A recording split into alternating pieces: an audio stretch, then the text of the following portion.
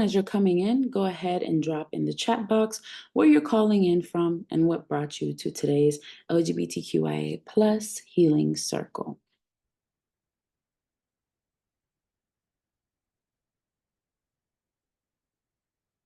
Thank you so much. Let's go ahead and get started. So before we jump in, I want us to ground ourselves in what and how we will engage, right? So there are multiple people in the space, so it's important that we are maintaining the confidentiality of the space and that we're operating from that brave space. We're being courageous and we're allowing ourselves to be graceful with ourselves and one another because we're not judging ourselves or one another. We're looking at ourselves as learners, as people who have things to learn and maybe unlearn to be able to be the purpose-driven leaders that we're striving to be. We continue to think about those possibilities because we are learners. We're accepting and expecting non-closure because there isn't always a nice, clean solution to the things that may come up in the conversation today. And we also sit with the fact that intention doesn't override impact. So it's important that we accept responsibility. At Developing Capacity Coaching, we center equity, love, healing, and justice with the mission of expanding the capacity of leaders to do good, fostering a more compassionate, equitable, and just society. And our vision for this work is that all people, regardless of background, are thriving freely throughout this planet, and that you are then becoming a purpose-driven leader. And we do this by centering these 4 different components of transforming your personal leadership, building team capacity, shifting organizational culture, and leveraging data-informed decision-making. And my name is Dr. Dee Tejada, and I'm your facilitator for today's Healing Circle. And I'm so excited to have you here as we go through each of these topics and prompts that we'll be discussing today. I do want to also model what that would look like and sound like for you. That doesn't mean that we are going to continue recording your answers once we get to these prompts, but it does mean that we'll make space for all of the different ways that we can respond to these prompts, because the goal of these healing circles is for us to take a few minutes out of our busy days to be able to ground ourselves, to be able to see those possibilities, and to make space for our own humanity in a world that often takes that away from us in the name of productivity. So my hope is that as we move into answering these prompts, that you're taking the time to really ground yourself in what you're here to do and your own humanity, right? Because we're creating space for that. So we want to make sure that you're also taking the time to sit with yourself and honoring yourself in this facilitated space. And we do this in the name of Audre Lorde and other freedom fighters who believe that caring for myself is not self-indulgence, it is self-preservation, and that is an act of political warfare. So every time you take some time to reflect, to journal, to create those anchors and sanctuaries for yourself, you are engaging in an act of political warfare in a world that tells you you're only as valuable as what you can produce. So we hope that these healing circles can bring more lightness, more joy, more levity into your life. And as we prepare to get into the difficult conversations, we want to make a solidarity acknowledgement. And it is that we stand in solidarity with our global family for the end of the pain and suffering of all forms of oppression and domination. We believe solidarity is the path forward for dismantling the interlocking systems of oppression that harms the people and our planet. We're empathetic with our brothers and sisters on their community-specific quest for liberation. We're building a multi-sector, multi-generational, intersectional global movement for healing, freedom, and justice. And this comes back to our norm of making sure that we are taking responsibility for our impact as well, because there are ways that maybe we don't see the interlinking of our identities and places where we may have privilege and how that may show up and impact other people in the space. And the goal is for us to stand in solidarity with those like and unlike us, because they do have their own specific quest for liberations based on how different systems of oppression impact them and their communities. That said, our first reflection question today is, how do your identities serve as an asset to your work?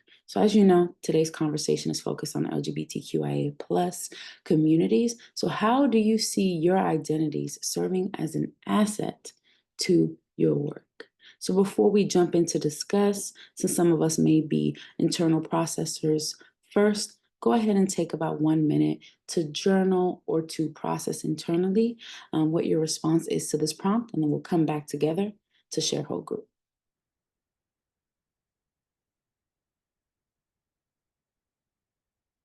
Thank you so much for taking the time to reflect, to share your responses, and for us to be able to have the kind of fruitful dialogue necessary for us to be able to stand in solidarity with one another and honor one another and ourselves in the ways that our identities do serve as an asset to our work, even when we may see other things in the media that tell us that they don't. Our next prompt is: how am I currently using my power to unapologetically own my identity, brilliance, and expertise? So, here, I want us to really focus on these three pieces, right? Because they mean three different things. So, your identity, your brilliance, and your expertise. So, how are you using both your internal and external power, your formal and informal authority to make space for how you will unapologetically own, or how you currently do own, your identity, brilliance, and expertise? And like the last prompt, since some of us may be internal processors, I want to go ahead and take 2 minutes for this question to give us time to internally process, whether that is via journaling, whether that is just thinking to yourself, what your response is to this question. And then we'll come back together after those 2 minutes to discuss as a group.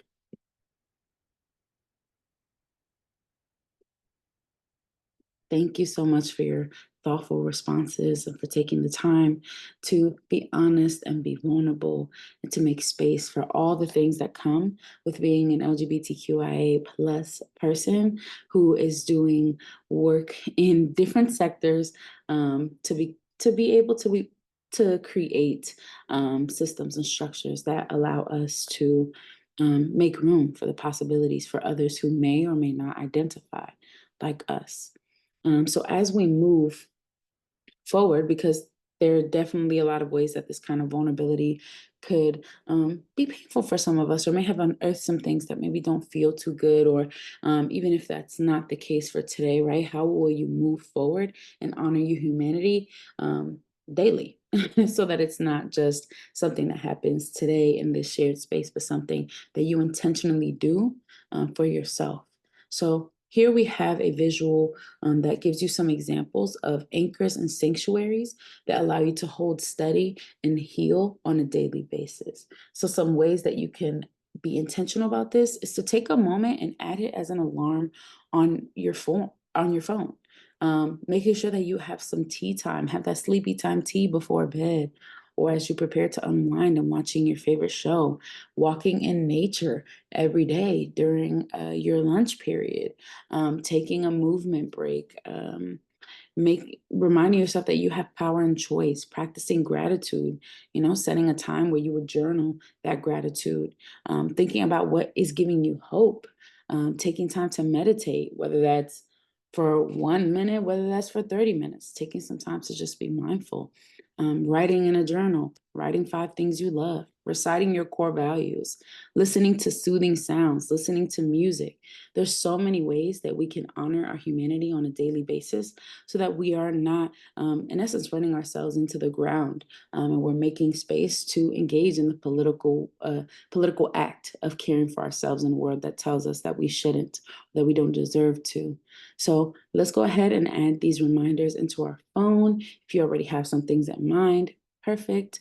You can go ahead and drop what you're choosing to do in the chat, so other folks can get some ideas that maybe we don't already see here on the screen. And then we will move into our next part.